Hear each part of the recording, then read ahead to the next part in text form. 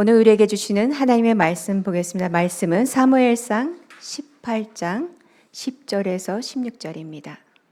우리가 다 같이 한 목소리로 말씀 봉독하도록 하겠습니다. 그 이튿날 하나님께서 부리시는 악령이 사울에게 힘있게 내림에 그가 집안에서 정신없이 떠들어대므로 다윗이 평일과 같이 손으로 수금을 타는데 그때 사울의 손에 창이 있는지라 그가 스스로 이르기를 내가 다윗의 벽에 박으리라 하고 사울이 그 창을 던졌으나 다윗이 그의 앞에서 2번 피하였더라. 여호와께서 사울을 떠나 다윗과 함께 계심으로 사울이 그를 두려워한지라. 그러므로 사울이 그를 자기 곁에서 떠나게 하고 그를 천부장으로 삼음에 그가 백성 앞에 출입하며 다윗이 그의 모든 일을 지혜롭게 행하니라. 여호와께서 그와 함께 계시니라. 사울은 다윗이 크게 지혜롭게 행함을 보고 그를 두려워하였으나 온 이스라엘과 유다는 다윗을 사랑하였으니 그가 자기들 앞에 출입하기 때문이었더라. 아멘. 이 시간에 신수미 전도사님께서 하나님이 함께 하시는 다윗의 길이란 제목으로 말씀 전해 주시겠습니다.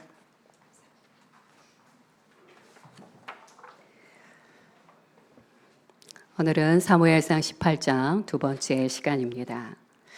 사람들은 흔히 자신의 인생이 잘 풀리지 않을 때 그 원인을 다른 사람 혹은 환경으로 돌리기도 합니다. 그 말이 맞습니다. 우리는 환경 때문에, 사람 때문에 힘들 때가 많이 있으니까요. 하지만 오늘 본문 말씀에서는 어떻게 하면 세상의 방해, 예를 들면 사람들의 방해, 회방, 환경의 어려움 속에서도 어떻게 이 세상을 믿음으로 승리하는 삶으로 나아갈 수 있는지를 우리에게 알려주십니다.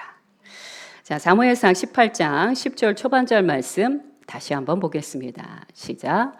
그 이튿날 악령이 사울에게 힘있게 내리매, 성령이 내린 게 아니고요, 악령이 힘있게 내렸습니다. 자, 여기서 이튿날은 어떤 이튿날을 말할까요? 우리가 지난주에 함께 나누었죠? 여인들이 노래를 부릅니다. 블레셋과의 전투에서 크게 승리를 하고 이스라엘 군대가 들어오자 여인들이 너무 좋아서 축제를 벌이죠. 그러면서 노래를 불렀어요. 뭐라고 불렀습니까? 사울은 천천히요, 다윗은 만만이라. 자, 이 노래 가사를 듣고 사울 왕이 비로소 깨닫습니다. 뭘 깨달았을까요? 아, 사무엘 선지자가 말했던 나 다음에 왕이 될 자가 세워진다고 했는데 그가 바로 다윗이구나 라는 것을 깨달았던 바로 그 다음 날을 말하는 것입니다. 자, 여러분, 시기를 뜻하는 영어가 뭐냐면요, MB라고 합니다. 근데 이 MB는요, 자세히 보다라는 라틴어 인비디아에서 유래되었다고 합니다. 자, 그러므로 시기란 무엇이냐? 나의 친구, 나의 지인, 나의 형제, 가까운 사람을 악한 눈으로 자세히 응시하는 것을 시기라고 말하는 것이에요. 사무엘상 18장 9절 말씀 한 번 더 보도록 하겠습니다. 시작. 그날 후에 사울이 다윗을 주목하였더라. 여기에서 주목하였다는 것은 무엇이에요? 인비디아처럼 아주 구체적으로 그 안에 무엇이 있는지, 악한 것이 있는지, 죄를 지었는지, 약간의 흠이라도 있는지를 자세히 시기함으로 응시하는 것을 말하는 것입니다. 여러분, 기독교 전통 안에는 죽음에 이르는 7가지 죄가 있습니다. 혹시 준비가 되었을까요?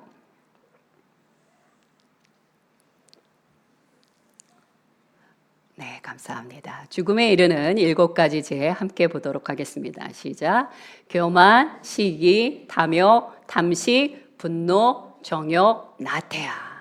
이것이 기독교 전통적으로 나오고 있는 7가지 죄입니다.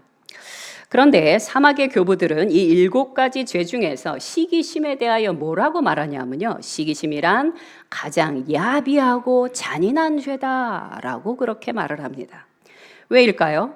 상대가 잘 될 때 그것을 앞에서는 축하해 이렇게 말을 하면서 뒤를 돌아서자마자 배를 아파하면서 어떻게든 그 사람만 갖고 있는 그것을 훼손하거나 끌어내리려고 하기 때문이에요.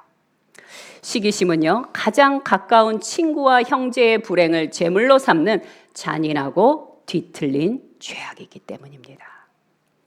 자, 다시 본문으로 돌아오겠습니다. 그 이튿날 악령이 사울에게 아주 강력하게 임했다라고 성령은 말씀하십니다. 이 악령은 히브리어로 르아흐라하라고 합니다. 이것은 악한 영, 그리고 사단의 졸개 이런 뜻을 갖고 있습니다. 그런데 악신 앞에 뭐가 붙었냐면요, 하나님께서 부리시는 악령 이렇게 돼 있어요. 오? 하나님이 악령을 부리신다고? 이거 도대체 어떻게 해석해야 되는 걸까요? 자, 하나님은요, 악을 창조하지도 않으시고 죄를 조장하지도 절대 않으십니다. 그러나 욥기 1장에 나오는 것처럼 하나님은 당신의 주권 아래 악한 영의 활동을 제한하십니다. 하나님이 욥을 시험하려고 하는 마귀에게 뭐라고 말합니까? 절대 그의 몸에는 손대지 마라. 그 다음에는요, 절대 그의 생명에는 손대지 마라. 제한을 두신다는 것입니다. 그래서 그런 의미에서 하나님께서 부르시는 악령이라고 표현한 것입니다. 자, 이미 사울왕은요, 하나님의 중요한 명령을 거듭 거역했어요. 또한 성령의 인도하심을 거부했기 때문에 어둠의 죄의 상태로 자기 자신을 드린 거예요. 내어준 것입니다. 그것이 어디에 나오죠? 사무엘상 16장에 나오는 장면입니다. 그런데 문제는 이 16장에 나왔던 이 악신이 18장에 와서는 더 강하게 임했다는 거예요. 왜 그런 걸까요? 왜냐하면 그의 마음이 악신이 머무르기에 정말 적합한 환경이 되었기 때문입니다. 현재 사울은요, 다윗에 대한 시기와 질투, 불안, 초조, 원망, 불만이 가득하여 악신들이 역사하기에 아주 적합한 토양이 된 상태입니다. 그러므로 성경은 우리에게 이렇게 말씀하십니다. 뭐라고 말씀하십니까? 에베소서 4장 26절부터 27절 말씀 함께 보겠습니다. 시작. 분을 내어도 죄를 짓지 말며 해가 지도록 분을 품지 말고 마귀에게 틈을 주지 말라. 우리가 살다 보면 화를 안 낼 수 있습니까? 아니요, 화가 납니다. 또 짜증도 날 수 있고요. 누구를 미워할 수도 있고요. 시기할 수도 있습니다. 하나님도 그런 우리의 죄성을 다 알고 계십니다. 그러나 우리에게 뭐라고 말씀하십니까? 그러나 해가 지도록 분을 품지 말라고 말씀하십니다. 내가 의도적으로 나의 분노, 나의 시기, 나의 미움을 꽉 붙잡고 있으면 어떻게 될까요? 우리 지난주에도 한번 이 말씀 읽었는데요. 잠언 14장 30절 후반절 말씀입니다. 시작. 시기는 뼈를 썩게 하느니라. 뼈가 썩는다는 것은 무슨 뜻이에요? 영혼이 상한다는 것입니다. 마음이 썩어가게 된다는 것이에요. 그러므로 어떻게 해야 됩니까? 속히 회개하거나 용서하려고 해야 되는 거예요. 해가 지도록 분을 품지 말고 마귀에게 틈을 주지 말고 속히 빠져나오셔야 됩니다. 내 감정이 욱 올라오면서 분노할 수 있어요. 시기할 수 있어요. 그러나 그 이후에는 반드시 신속하게 빠져나오시기 바랍니다. 아멘. 아멘. 사무엘상 18장 10절 후반절 말씀 함께 보겠습니다. 시작. 그가 집 안에서 정신없이 떠들어대므로. 자, 지금 사울이 악령이 강력하게 임하여 어떤 상태가 됐어요? 자기가 무슨 말을 하는지도 모르고 계속 말을 하는 거예요. 이것은요, 악령이 들린, 악신이 들린 사람의 전형적인 모습입니다. 중얼중얼 경우에도 맞지 않는 말을 계속 내뱉는 거예요. 그리고 왕궁에 있던 다윗은 그런 안쓰럽고 안타까운 사울 왕을 위하여 수금으로 그를 괴로움을 덜어주고 있었어요. 그런데 놀라운 일이 일어납니다. 다윗은 분명히 사울 왕을 위하여 수금을 타주고 있었는데 사울은 어떻게 행동하냐면요. 사무엘상 18장 11절 말씀입니다. 시작. 내가 다윗을 벽에 박으리라 하고 사울이 그 창을 던졌으나 다윗이 그의 앞에서 2번 피하였더라. 지금 사울의 마음이 어디에 가 있어요? 다윗에게 가 있어요. 좋아해서요? 아니요. 너무 싫어서요. 시기하고 미워하고 다윗만 죽이면 내가 이 왕권을 계속 유지할 수 있는데. 근데 그런 다윗이 눈앞에 있으니까 참지 못하고 자신의 창을 던져버린 것입니다. 다윗은 자신을 죽이려는 미친 왕의 창을 2번이나 피했습니다. 어쩌면 지금이야말로 미친 사울 왕을 죽이고 자신이 왕이 될 수 있는 최적의 찬스일 수도 있습니다. 그는 이미 선지자 사무엘로부터 왕으로서 기름 부음을 받았지요. 또 그것만이 아니에요. 온 백성들은 다윗을 좋아합니다. 왜 좋아해요? 골리앗을 죽였기 때문에요. 다윗의 인기가 최고의 정점에 이르렀을 때요. 자, 그러니 다윗에게 있어서는 권한도 있고 명분도 갖고 있습니다. 보통 사람이라면 미친 왕이 던진 창을 다시 되돌려 사울 왕에게 던질 수 있었습니다. 그는 어차피 미쳤으니까요. 왕으로서의 가치도 별로 없으니까요. 그러나 다윗은 그러지 않습니다. 왜 그러지 않은 걸까요? 다윗에게 중요한 것은요, 빨리 왕이 되는 것이 아니에요. 그럼 다윗에게 중요한 것은 무엇입니까? 하나님의 뜻과 방법을 배우는 것이었어요. 우리도 그런 다윗의 길을 사모해야 합니다. 오늘날 하나님의 말씀이 이렇게 풍성함에도 불구하고 그리스도인들이 세상에서 영적으로 무기력하고 승리의 기쁨을 누리지 못하는 이유는 무엇일까요? 빌립보서 2장 21절 말씀 함께 읽도록 하겠습니다. 시작. 그들이 다 자기 일을 구하고 그리스도 예수의 일을 구하지 아니하되. 아무리 그리스도인이라 하더라도 본성적으로 어떻습니까? 훈련되어 있지 않다면 자신의 유익과 계획을 먼저 해가게 되어 있습니다. 여러분, 진정한 신앙이란 무엇입니까? 나 중심에서 하나님 중심으로 가는 것이에요. 내가 얼마나 성숙했냐는 내가 예수 그리스도를 믿은 지 몇십 년이 됐느냐 이거 아니고요. 나의 삶의 중심이 나 중심에서 얼마나 하나님의 영광을 위하여 살아가고 있느냐 이것이 성숙의 기준입니다. 지표입니다. 그런데 다윗은 절대적으로 어립니다. 신앙을 배우거나 훈련할 기회가 없었다는 것이에요. 그는 비록 이스라엘의 차기 왕으로 기름 부음을 받았다 할지라도 하나님의 길과 하나님의 방식과 하나님의 성품과 능력을 배워가야 하는 것이에요. 야고보서는요, 하나님의 사람이 어떻게 하면 승리할 수 있고 어떻게 하면 패배하게 되는지를 친절하게 우리에게 알려주십니다. 야고보서 4장 6절 후반절 말씀 함께 읽겠습니다. 시작. 하나님이 교만한 자를 물리치시고 겸손한 자에게 은혜를 주신다. 하나님은 겸손한 자에게 은혜를 주시기에 내 안에 교만을 내려놓고 겸손과 순종으로 나아가야 하는 것입니다. 자, 그렇다면 이 겸손과 순종을 배우려면 어떻게 해야 할까요?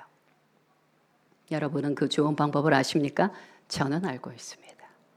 겸손의 왕이신 예수 그리스도와 동행하는 것입니다. 마태복음 11장 28절부터 29절까지의 말씀 함께 읽겠습니다. 시작. 수고하고 무거운 짐진 자들아 다 내게로 오라. 내가 너희를 쉬게 하리라. 나는 마음이 온유하고 겸손하니 나의 멍에를 메고 내게 배우라. 그리하면 너희 마음이 쉼을 얻으리니. 예수님은요, 세상에 무거운 짐을 지고 끙끙거리는 우리와 함께 주님의 멍에를 메고 공동 작업을 하자고 초대하고 계십니다. 예수님과 동행할 때 우리도 겸손한 주님을 닮아갈 수 있기 때문이에요. 이스라엘의 왕의 자리에 오르기 전에 다윗은 하나님의 무엇을? 성품을, 방식을, 능력을 배워야 합니다. 배우는 것뿐만 아니라요, 몸의 체질이 되도록 훈련해야 합니다. 그러기에는 아직 어리기에 끊임없이 주님 앞에 나아가야 하는 것이에요. 그것을 배우지 않고 훈련하지 않으면 어떻게 될까요? 그가 다윗이 왕이 될지라도 제2의 사울이 될 뿐입니다. 그러므로 다윗은 왕의 자리에 아직은 연연하지 않습니다. 반면 사울왕은 어땠을까요? 그는 하나님의 영이 이미 떠났다고 성경이 말씀하셨어요. 하나님의 영이 떠났는데 왕의 자리, 껍데기뿐인 왕권을 지키기 위하여 다윗을 어떻게 하면 죽일까 하고 그것만 궁리하는 중입니다. 사울은 다윗을 죽임으로 자신의 왕권을 계속 유지할 수 있을까요? 나중에 보면 아실 것입니다. 그런데 분명한 것은 뭐냐면요. 그가 누구이건 하나님의 뜻을 회방하는 자는 스스로 자신의 멸망을 자초한다는 사실이에요. 그 대표적인 예가 누구죠? 애굽의 바로왕. 하나님께서 히브리인들을 애굽 땅에서 보내거라 라고 명하셨어요. 그런데 바로왕이 어떻게 했죠? 거부합니다. 거역합니다. 그로 말미암아 그의 인생에 어떤 일이 벌어졌어요? 무시무시한 열재앙을 겪었고요. 그 다음에 자신의 소중한 아들을 잃어버리게 됩니다. 하나님은요, 반드시 자신의 뜻을 성취하십니다. 그래서 우리가 찬양하죠. 성취하시는 하나님. 그러니 믿음의 사람이란 어떤 사람일까요? 하나님이 말씀하신 그 언약이 내 인생에, 이 나라에, 그리고 온 인류에 반드시 이루어질 줄을 믿고 오늘을 살아가는 사람이에요. 여러분, 노아는요, 하나님이 홍수를 내릴 거다, 심판할 것이다 라는 말씀이 떨어지자마자 그 말씀을 믿었어요. 그리고 어떻게 했어요? 1년 아니고요, 거의 140년 동안, 어떤 분은 120년, 어떤 분은 140년이라고 하는데 그 긴 세월 동안 방주를 만듭니다. 그걸 우리는 뭐라고 말하겠어요? 믿음이라고밖에 말할 수 없습니다. 하나님이 그 말씀을 하셨으니 반드시 그 일이 이루어질 것이다 라는 그 믿음. 아브라함도 마찬가지예요. 내가 너의 몸을 통하여 큰 민족을 이루리라. 약속의 땅을 주리라. 그 일이 아브라함 때 일어났어요? 아니요, 일어나지 않았어요. 내 때에 일어나지 않았다면 다음 때, 그 다음 때에도 일어날 것을 믿습니다. 이것이 믿음입니다. 잠언 19장 21절과 예레미야서 33장 2절부터 3절까지의 말씀 함께 읽겠습니다. 시작. 사람의 마음에는 많은 계획이 있어도 오직 여호와의 뜻만이 완전히 서리라. 다음 시작. 이를 행하시는 여호와, 그것을 만들며 성취하시는 여호와, 그의 이름을 여호와라 하는 이가 이와 같이 이르시도다. 너는 내게 부르짖어라. 내가 내게 응답하겠고 내가 알지 못하는 크고 은밀한 일을 내게 보이리라. 아멘. 자, 13절로 넘어가겠습니다. 18장 13절 초반절 말씀 보여주시기 바랍니다. 시작. 그러므로 사울이 그로 자기를 떠나게 하고, 사울은요, 하나님이 함께 하시는 다윗이 무서웠어요. 두려웠어요. 그래서 그를 군대의 장군에서 좌천시킵니다. 천부장으로, 1000명의 군인들만 다스릴 수 있는 천부장으로 좌천시킨 다음에 어떻게 해요? 변방으로 쫓아버립니다. 이런 사울의 결정은요, 신실한 하나님의 사람과의 관계를 더욱더 끊게 만들었고 자신을 더 심각한 영적 빈곤 상태로 만들게 됩니다. 사무엘상 18장 13절 후반절 말씀 함께 읽겠습니다. 시작. 그가 백성 앞에 출입하며, 자, 여기서 출입하며에 해당하는 히브리어는 바에체 바야보라고 합니다. 이것은 문을 들어왔다 나갔다 하는 그 출입을 말하는 게 아니고요, 이스라엘의 관용구인데요. 이것은 무슨 뜻이냐면 지도자로서 활동하다, 백성을 책임 있게 섬기다라는 뜻을 갖고 있습니다. 이것은 무엇을 의미하냐? 다윗이 지도자로서 성장해가는 모습을 보여주는 것입니다. 자, 14절 초반절 말씀 보여주시기 바랍니다. 시작. 다윗이 그의 모든 일을 지혜롭게 행하니라. 아멘. 다윗은 들에서 양을 치건 왕궁에서 사울 왕을 위하여 악기를 연주하건 또한 변방에서 천부장으로 일을 하건 그는 자기에게 맡겨진 일은 그것이 무엇이 됐든 충성되이 일했다는 것이에요. 이러한 모습은 훗날 바울이 말한 자족의 삶을 떠올리게 합니다. 자족의 삶 어떤 거죠? 빌립보서 4장 11절 후반절 말씀 함께 읽겠습니다. 시작. 어떠한 형편에든지 나는 자족하기를 배웠노니. 자, 이 자족하는 사람은 뭐냐면요. 성경적인 자족은 현실에 안주하거나 뭐 이 정도 하나님 주셨으면 됐어 하고 포기하거나 혹은 그런 게 아니라는 거예요. 성경적인 자족함이란 포기하거나 안주하는 것이 아니라 어떤 악조건 속에서도 하나님 안에서 최선의 길을 찾는 것이에요. 아니, 내게 주어진 것이 이거밖에 없는데 어떻게 최선의 길을 찾습니까? 그래서 사도 바울이 뭐라고 얘기하시냐면요. 빌립보서 4장 13절에 이렇게 얘기하십니다. 시작. 내게 능력 주시는 자 안에서 내가 모든 것을 할 수 있느니라. 자, 11절에서는 자족함에 대해서 얘기하고 13절에서는 능치 못할 일이 없다고 얘기합니다. 그러므로 성경적인 자족함이란 무엇입니까? 어떤 악조건 속에서도 하나님의 능력을 받아서 어떻게 해요? 최고의 결과를 내기를 위해 애쓰는 사람이에요. 다르죠? 그냥 내게 주어진 하나님이 여기에 만족하라고 하시나 보다. 이거 자족 아니에요. 그냥 세상에서 그 자족은 맞는데요. 성경적인 자족은 그게 아니라는 거예요. 어떻게? 성령의 능력을 통하여 하나님의 능력을 통하여 내가 할 수 있는 내가 속해 있는 환경에 최고의 값을 만들어내려고 하는 것이에요. 이것이 자족입니다. 그런데 한 가지 반전이 있어요. 최고의 결과를 얻기 위해 애는 쓰지만 자족하는 사람은요, 결과에 매이지 않는다는 게 반전이에요. 하나님이 주실 수도 있어요. 가장 좋은 결과를 내게 주실 수도 있어요. 그럼 우리는 그것에 대해서 감사할 것입니다. 그러나 혹시 주시지 않더라도 언젠가는 합력하여 선을 이루시는 하나님을 신뢰함으로 나아가는 것이에요. 하나님의 주권을 인정하는 것이에요. 오늘은 내게 주지 않을 수 있어요. 그러나 10년 뒤에, 어쩌면 5년 뒤에 혹은 내 자녀를 통하여 그것을 이룰 것을 믿는 것입니다. 이것이 성경이 말씀하시는 자족이에요. 근데 이걸 어디서 볼 수 있어요? 다윗의 모습에서 볼 수 있어요. 군대의 장군이었다가 저기 변방에 천부장으로 갔어요.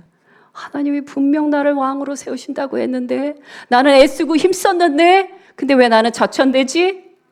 이렇게 낭망한 게 아니고요. 하나님, 주께서 나를 여기에 보내신 거 이유가 있으리라 믿습니다. 저는 환경과 나의 직분에 상관없이 주를 경외함으로 살아가겠습니다. 결론을 말씀드리겠습니다. 사무엘상 18장 14절 후반절 말씀 함께 읽겠습니다. 시작. 여호와께서 그와 함께 계시니라. 자, 이거를 히브리어로 와도나이 임모라고 합니다. 이 말씀은 다윗을 설명하는 아주 핵심 문구이기 때문에 반복적으로 사용합니다. 자, 성경에서 반복은 뭐라고요? 강조를 뜻한다고 말씀드렸어요. 먼저 12절에서 말씀하셨고 14절에서 말씀하셨고 나중에 28절에서 또 한 번 반복됩니다. 3번이나 반복됩니다. 다윗의 용맹함은요, 골리앗과의 싸움에서 이미 증명되었습니다. 그리고 다윗의 지혜로움은 오늘 18장을 통해서 계속해서 말씀하고 계십니다. 그런데 이런 다윗의 탁월함, 그의 용맹함, 그의 지혜로움, 그의 잘난 모습, 그의 사람들에게 인기를 얻는 그 매력, 이 모든 것이 어디에서 비롯되느냐? 바로 하나님이 그와 함께 하시기 때문이라는 거예요. 이것이 오늘 본문 말씀의 핵심입니다. 따라서 다윗이 무엇을 가졌는가? 이게 중요한 게 아니고요. 누가 다윗과 함께 하는가? 이것이 가장 중요하다는 것입니다. 결국 성도들에게 있어 참된 승리는 내 자신이 얼마나 잘났냐? 그거 아니고요. 하나님이 나와 함께 하시느냐? 이것이 가장 중요하다는 것입니다. 두 번째 사무엘상 18장 16절 말씀 함께 읽겠습니다. 시작. 온 이스라엘과 유다는 다윗을 사랑하였으니 그가 자기들 앞에 출입하기 때문이었더라. 자, 여기 또 출입하라는 단어가 나옵니다.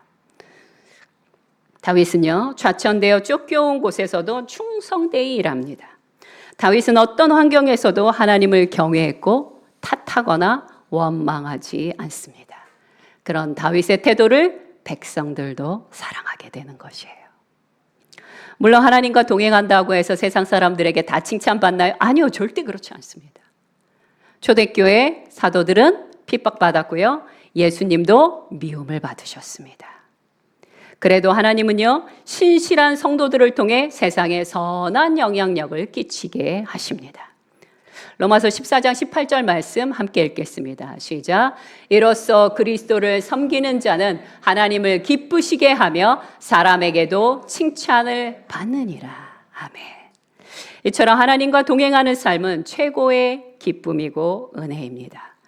물의 심판에서 살아남았던 노아의 가족, 특히 노아는 어떤 사람이었습니까? 창세기 6장 9절 말씀 함께 읽겠습니다. 시작. 노아는 의인이요 당대의 완전한 자라. 그는 하나님과 동행하였음에. 아멘. 노아가 의로웠던 이유 하나님과 동행했기 때문입니다. 오늘날 하나님께서 찾으시는 사람은 어떤 사람일까요? 능력이 많은 사람? 잘생긴 사람? 아니요. 하나님은 손이 깨끗하고 하나님과 동행할 자를 찾으십니다. 사울은 왕의 보좌에 앉아 있었지만 하나님으로부터 멀어진 상태였기 때문에 악령에 시달렸습니다. 다윗은 변방으로 좌천되었으나 여전히 여호와 하나님과 동행하며 살아갑니다. 사울은 훌륭한 창과 검과 그리고 갑옷을 갖고 있었으나 두려움 속에서 살았고 다윗은 왕궁에서 수금 하나, 악기 하나 갖고 살았을 뿐인데도 하나님의 평강 속에 살았다는 것입니다.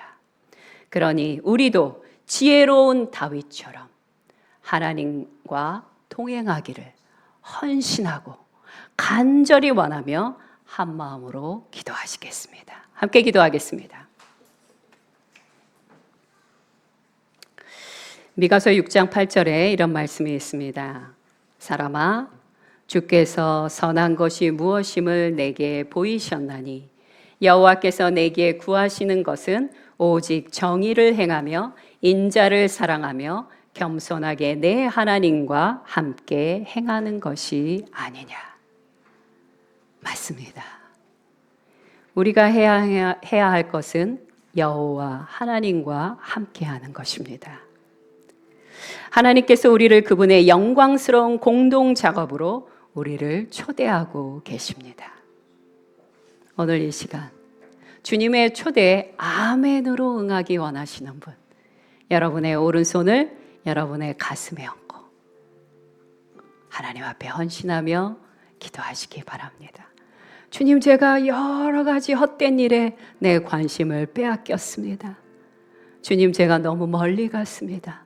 주님, 제가 이 죄를 붙잡고 있었습니다. 주님, 그 어떤 것보다 가장 중요한 거 여호와 하나님과 동행하는 것임을 오늘 알았사오니 그런 평생이 되게 해달라고 아버지 앞에 헌신하며 나아가시기 바랍니다. 함께 기도하겠습니다.